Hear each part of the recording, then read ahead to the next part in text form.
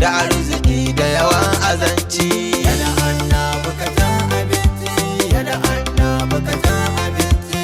Zan yi salati tun a farko, ga ta salimi za na ɗauko, da sallama na yo san mako da istighfari na kabanci.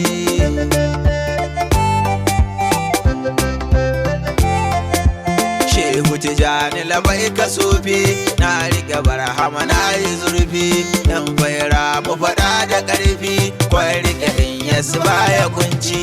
Yana annabi ka ta abinci, yana annabi ka ta abinci. Yasidi Nura mu kai da sarki, Yasidi Hamisu yi mini ɗauki, Sharif Suraja ya ban masauki, inda nake rero bai coci.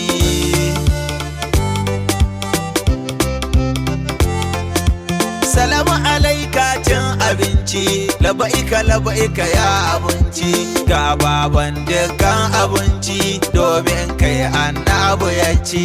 Yana annabi ka ta abinci, yana annabi ka ta abinci.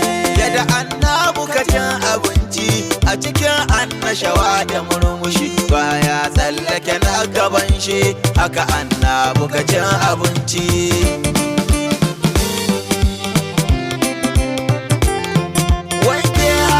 Zai kaddamarwa sai bismillah zai faɗowa, dama ita ce yake sakawa duk sanda za ya cin abinci. Yana annabi ka ta abinci, yana annabi ka ta abinci. Idan ma'aiki za ya karya to asawaki za ya sanya, sai a zubo nono a ƙwarya shi ya kasha matsayin abinci.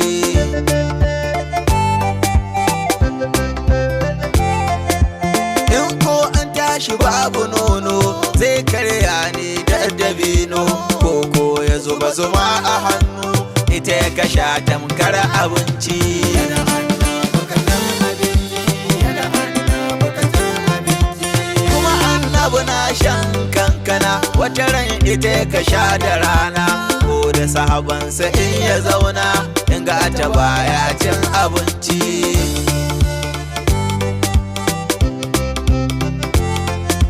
Kuma annabi na cin masa ko ɗanya ko busassa, in babu waina ya ga gurasa ko ita ɗin annabi zai ci. Yana annabi ka ta abinci, yana annabi ka ta abinci. Manzon Allah na cin naman na dabba masu girma, amma wata ran ko na ƙarama in shi ya samu zai ci.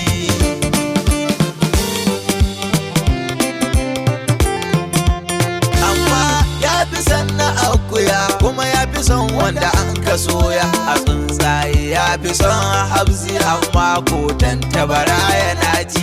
Yana annabi ka ta abinci, yana annabi ka ta abinci. A kayan ciki ya fi son hanta, zai ce a cire mata ɗata, sannan ya fi son a gasa ta da ɗumi-ɗumin ta annabi zai ci.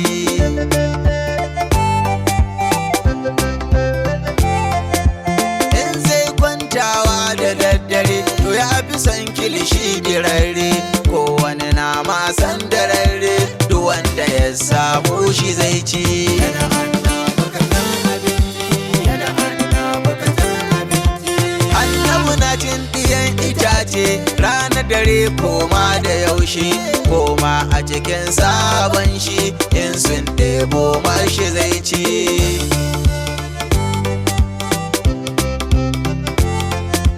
Sannan sai maganar kabewa, an yi maganganu masu yawa, annabi ya taɓa cin kabewa, wasu malamai sun yarda ya ci.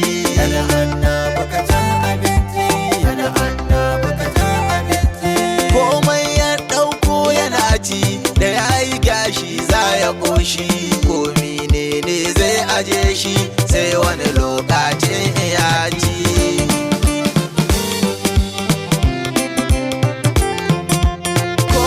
Annabi zai ɗebowa yatsa uku yake sakawa, da ya ci kaɗan zai kurruka ruwa har ya kammala cin abinci. Yana annabi ka ta abinci, yana annabi ka ta abinci. Cin abincin saloma uku ne, in ya ci da yawa cewa loma bakwai ne ko cin koshen duk kaɗai ne haka annabu ka cin abinci.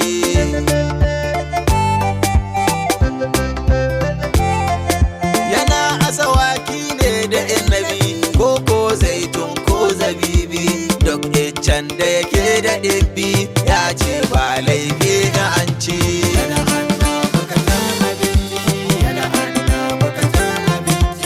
Annabu nan ne zan tsayawa ya shugaba ka da ɗini baiwa kasiduna su ta haskakawa su sa ƙauna su cire abaici.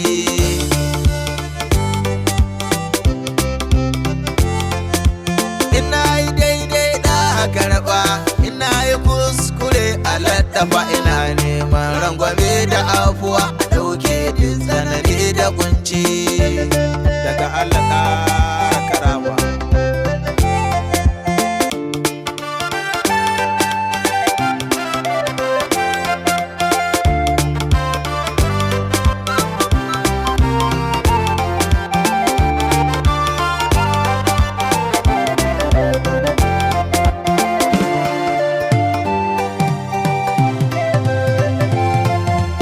Yada annabu ka cin abinci, yada annabu ka cin abinci.